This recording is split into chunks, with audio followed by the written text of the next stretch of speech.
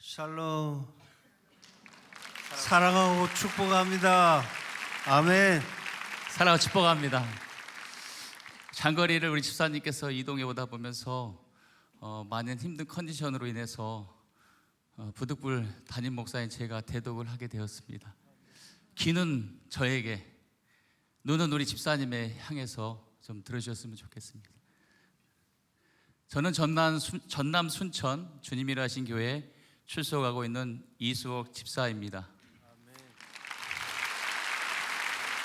지금 제 모습을 보면 평범해 보일지 모르지만 저는 현재 인간이 느낄 수 있는 통증 중 가장 극심하다고 알려진 CRPS 복합통증 증후군 환자이며 경추, 척추 손상, 왼쪽 어깨뼈 1cm 위골되고 혈관 협착으로 인해 숨조차 고르게 쉬기 어려운 몸입니다. 그런 부족한 저를 하나님께서 이 귀한 자리에 세워주셨습니다.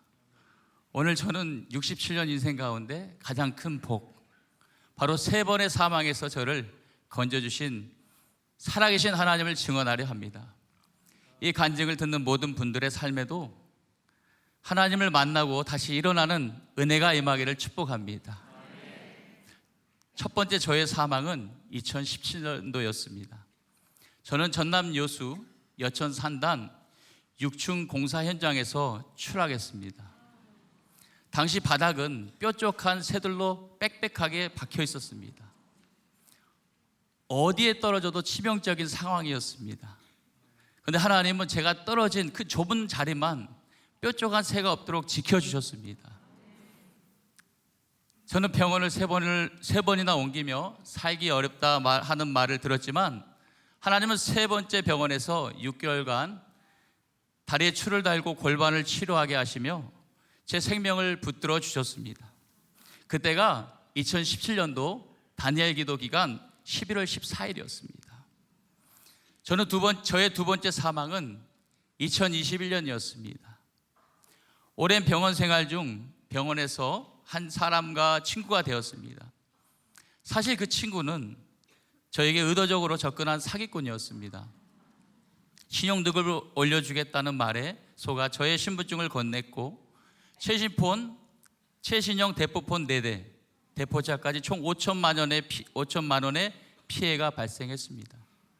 그 사람은 자신도 피해자라며 우리 이렇게 살아서 뭐하냐고, 우리 그냥 힘든 세상 함께 죽자고 말하며 우리 둘이는 유서를 쓰고 렌트카를 몰아 경남 창원의 한 모텔에 들어갔습니다. 그리고 저는 넥타이를 목에 걸고 매달렸습니다. 그러나 넥타이가 제 몸무게를 버티지 못하고 끊어졌습니다. 저는 그 자리에서 죽은 줄 알았지만 넥타이가 몸무게를 버티지 못한 것이 아니라 하나님께서 저를 살리시려고 끊어주신 것을 뒤늦게 깨달았습니다. 정신을 차리고 보니 함께 죽자고 했던 친구는 이미 제 지갑에 남은 돈을 훔쳐서 렌트카를 타고 도망가고 없었습니다. 허탈한 마음으로 모텔 앞에 보이는 파출소로 들어가 사연을 털어놓았을 때 하나님은 천사 같은 경찰관님을 보내주셨습니다. 어디서 오셨어요? 순천으로 돌아갈 차비를 주시고 순천시청으로 안내해 주셨습니다. 순천시청에서는 제 심리 상태를 보고 더 큰 위기를 막기 위해 인근 정신병원에 보호 입원 조치를 해주셨습니다. 잠시 평안을 찾다 싶더니 채권 추심 전화는 하루에도 수십 통이 걸려오게 되었습니다. 저는 극심한 정신적, 육체적 고통 속에 완전히 무너졌습니다. 하지만 하나님은 그 병동에서도 또 한 명의 천사 같은 권사님을 만나게 해주셨습니다. 저의 사망 이야기를 다 들어주시고 채권 추심에 시달리는 이야기를 끝까지 들어주시고 이렇게 말했습니다.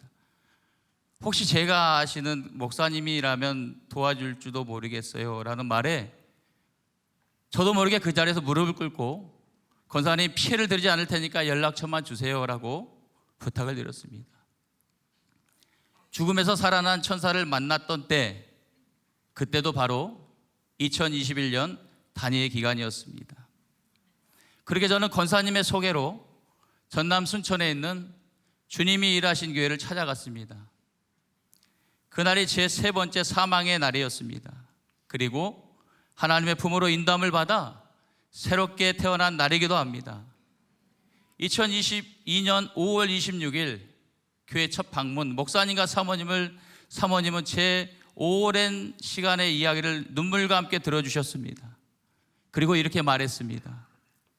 많이 힘드셨죠? 많이 힘들으셨죠? 참 잘 오셨습니다. 사랑하고 축복합니다. 저는 태어나서 처음 받아보는 진정한 위로였습니다. 그리고 5월 29일 난생 처음 드린 주일 예배에서 목사님의 기도 소리를 듣는 순간 저는 참을 수 없는 눈물이 흘렀습니다. 그리고 목사님이 저에게 자주 분명하게 말씀하셨습니다. 하나님은 살아계십니다. 하나님은 살아계십니다. 수옥 성도님, 하나님은 간절한 기도를 반드시 들어주시는 분이세요. 그때부터 목사님은 저의 묶인 일들을 해결하기 위해서 경찰서, 법원, 병원, 대학병원, 세무소, 신용회복위원회, 법률구조공단, 심지어 인천구치소까지 제가 가야 하는 모든 장소를 무조건 동행해 주셨습니다. 그리고 이렇게 기도하라고 가르쳐 주셨습니다. 출발할 때도, 도착해서도, 들어가서도 이렇게 기도했습니다. 주님, 저 수호기를 불쌍히 여겨주세요. 도와주세요. 주님, 가는 곳마다 천사를 붙여주셔서 불가능한 것까지도 가능케 하여 주시옵소서. 예수님의 이름으로 기도합니다. 아멘. 2022년 다니엘 기도 기간, 제 자신이 죽고 오직 예수님으로만 저를 채우게 되는 귀한 2022년도였습니다. 그 이후로 저는 지금까지 매년 다니엘 기도의 예배 한 번도 빠지지 않고 올 출석하면서 하나님께서 허락하신 놀라운 기도의 응답을 경험하고 있습니다. 2023년 다니엘 기도회 때 간절히 기도했던 그 기도 제목, 생사를 모르고 살았던 누님 조카들을 경기도 연천에서 찾았습니다. 2024년 다니엘 기도회 때는요, 간절한 기도 제목이었습니다. 주님, 오래 묶였던 그 대포폰의 모든 부채를 해결해 주시라는 그 기도 제목, 2년 6개월 만에 완전히 해결받았습니다.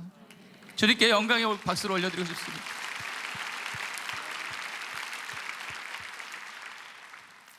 또한 원룸 생활에서 지금 살고 있는 새 아파트에 당첨되어서 옮겨주신 은혜를 받았습니다.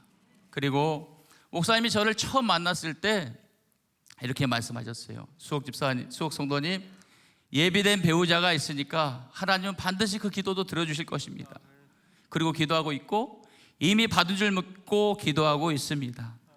그리고 이번 2025년도 다니엘 기도회 때의 기도 제목, 하나님 8년 전에 6층에서 추락하여 굳어버린 등뼈, 경추, 척추 디스크 등 아직 회복되지 않은 건강을 위해 기도하고 있습니다.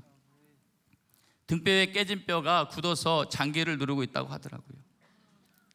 12시간이나 걸리는 큰 수술이 돼야 한다고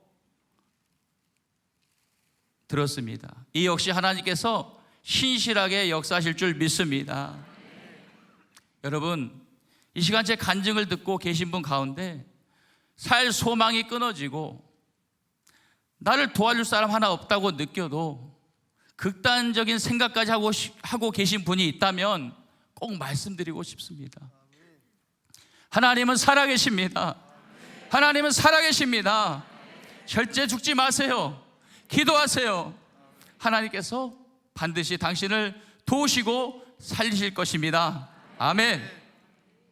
사망에서 생명으로, 죽음에서 참된 기쁨으로 바꿔주신 하나님께만 이 모든 영광을 큰 박수로 올려드립니다. 감사합니다.